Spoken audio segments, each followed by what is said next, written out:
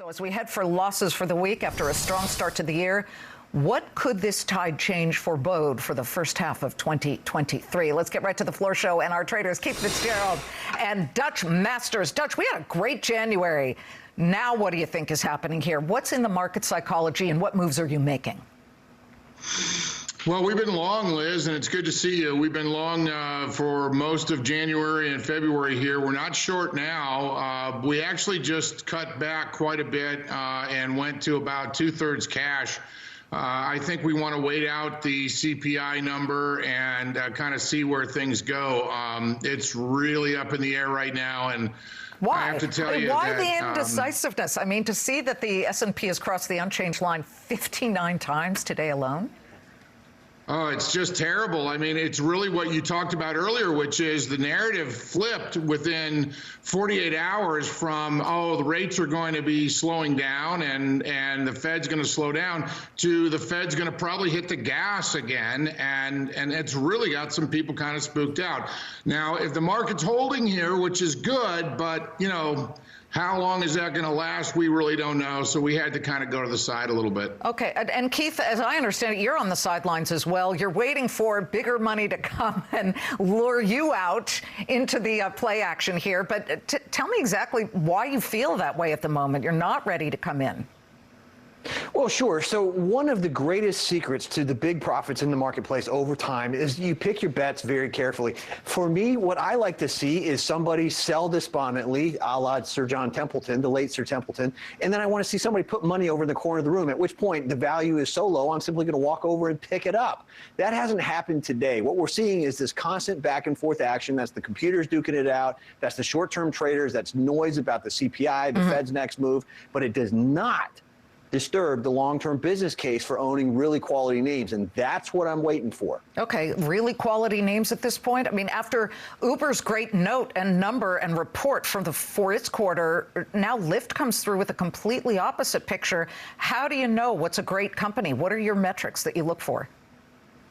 Well, very simple. I look for must-have companies as opposed to nice-to-have companies. Both Expedia and Lyft are nice to have. You can either take a journey on your feet, which is something you must do if you want to get from A to B, or you can take a car, which is nice to have. That's Lyft. Expedia, same thing. You can take a travel trip, or you can have a nice-to-have travel trip.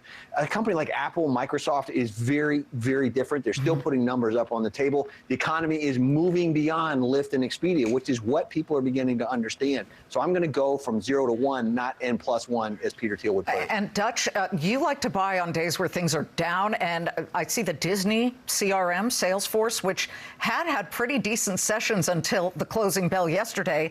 Right now, they're the big laggards on the Dow Jones Industrials. We can show you the heat map at the moment, and at the very bottom there, you can see Salesforce is down about 3.9%. You've got Disney down 2.25%, a little bit of a hangover here after activist investors pile in. Where do you see the potential? I really like the high quality stocks, and I totally agree that you've got to go big now. CRM, Salesforce.com, Microsoft, NVIDIA. I mean, yeah, there's some volatility in there, but the must-haves are winning. You're seeing misses out there that are a little concerning to us. You know, as you mentioned with the Lyft or the Newell Rubbermaids or whatever out there, the market's really narrowing and putting us right where we want. Now, where's the big money going to go is the question I keep asking.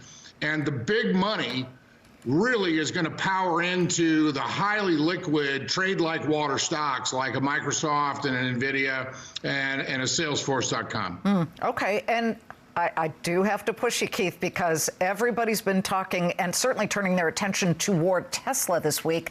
Tesla's been an interesting mover here for the week. It's up about 13.6%. For the year, it's up 60%. You going in here? I know you own it. You piling in? Yeah, you know, I'm going to, again, what I want to see is I want to see the weak money get forced out. Days like today do that because people can't make up their minds. Wall Street knows that, so they push everybody's buttons. The weak hands leave, the strong feed on the meek. So Tesla's a great name that I want to buy more of. I probably don't own enough shares at this point, but I think, Liz, the thing goes back to $300 if there's even a hint of a power up in the spring. Okay, well, there's a hint that we need defense stocks. Certainly right now, as the Pentagon says, it has shot down yet another flying object. I know you're long some of those. Keith, quick comment on this as we put some of them up. General Dynamic, talking about LMT, of course, Raytheon. My two favorite are LMT and Raytheon. You know, I think the United States is going to have to rebuild defense. The key here with China is that it is exceptionally dangerous right now. They are trying to bamboozle the West, and we are being played like a $2 fiddle. We need to re-engage our thought process, be very selective. It is an exceptionally dangerous time for us to engage. That defense stocks are a logical beneficiary. Really fast, Dutch. You like any of these? LMT, if we can put it up, because that one's up 2% as well. We do like the defense stocks. We like LMT. Yes. Okay. All right. See, thank you, Dutch. Nice and precise. Gentlemen, happy Friday. Thank you so much. A lot going on, folks.